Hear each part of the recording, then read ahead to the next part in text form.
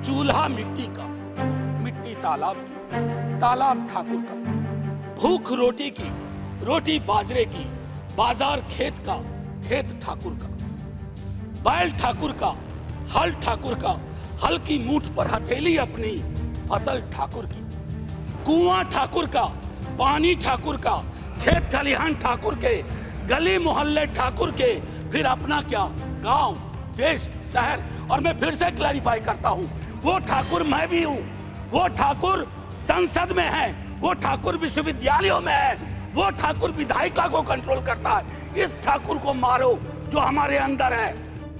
संसद के विशेष सत्र में महिला आरक्षण बिल पर चर्चा के दौरान आरजेडी सांसद मनोज झा ने जब ये कविता पढ़ी तो खूब तालियां बजीं। मनोज झा ने ओम प्रकाश वाल्मीकि की कविता सुनाते हुए ठाकुरों का जिक्र कर अपने अंदर के ठाकुर को मारने की अपील की थी।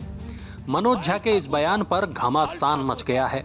आरजेडी के ट्विटर हैंडल से इस भाषण को साझा कर लिखा गया है कि राज्यसभा सांसद प्रोफेसर मनोज झा जी का विशेष सत्र के दौरान दिया गया दमदार, शानदार और जानदार भाषण, लेकिन अब इसी कविता पर आरजेडी में बवाल हो गया है।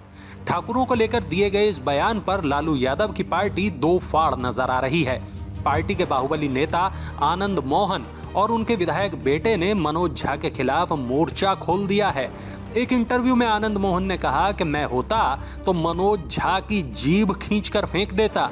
रामायण में ठाकुर, महाभारत में ठाकुर, मंदिर में ठाकुर, कहां से भगाओगे। दूसरी ओर आनंद मोहन के बेटे और आरजेडी विधायक चेतन आनंद ने ट्विटर पर लिखा कि हम ठाकुर हैं, सबको साथ लेकर चलते हैं। समाजवाद में किसी एक जाति को टारगेट करना समाजवाद के नाम पर दोगलेपन के अलावा कुछ नहीं।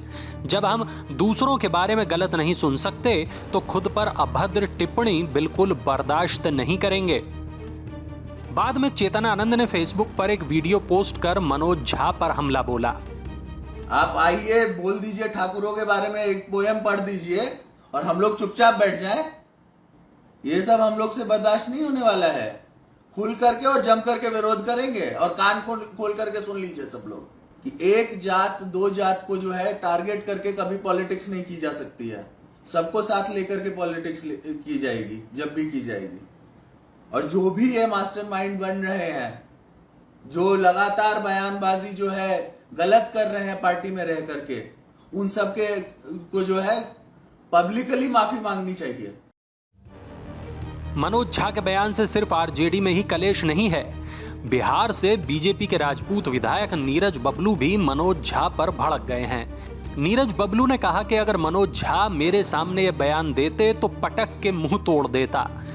जेडीयू भी मनोज झा के बयान पर बिफर गई है। जेडीयू प्रवक्ता सुनील कुमार सिंह ने कहा कि मनोज झा को भारत के इतिहास में ठाकुरों का बलिदान पता नहीं है। ऐसे व्यक्ति का सामाजिक बहिष्कार होना चाहिए।